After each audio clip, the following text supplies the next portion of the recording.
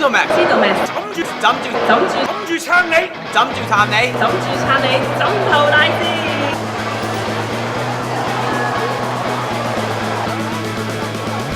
我哋有請岑麗香、鄭藝莎、陳國峰同埋溫嘉偉。香香，你平時有點樣去舒緩你嘅壓力嘅咧？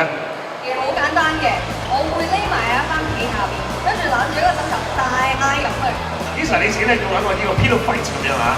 上年咧就同大家一齊經歷過一次啦，咁亦都好期待會想準備睇大家一齊再戰枕頭大戰啦。好，聽你咧，你嘅感覺方法咧？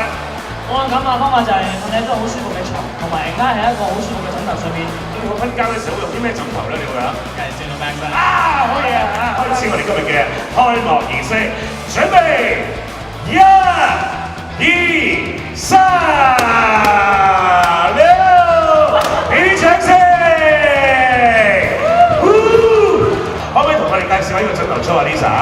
超經我哋啲關節，令到我哋準備比賽狀態，就少啲受傷，亦都玩得開心。好，我哋放個枕頭喺右邊，一齊瞓落去，拉一拉我哋頸部嘅肌肉。右邊收緊，左邊放鬆。好，向上，轉下腰下，轉。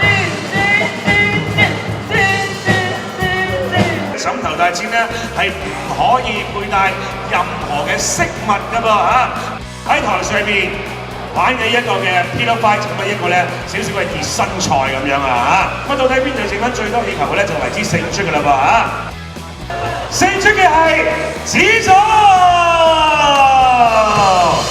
係終極嘅枕頭大戰，準備5、4、3、2。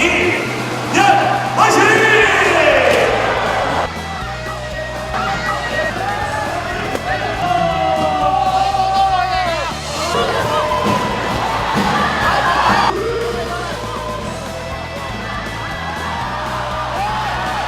！3、2、1，開始！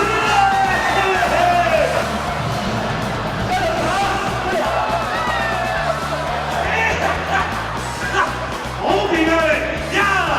多謝你哋，希望大家玩得開心。如果覺得大家玩得開心嘅，覺得阿波做呢個司儀做得幾好嘅，拍手掌咁樣啦，好唔好啊？多謝你，有機會再見，拜拜。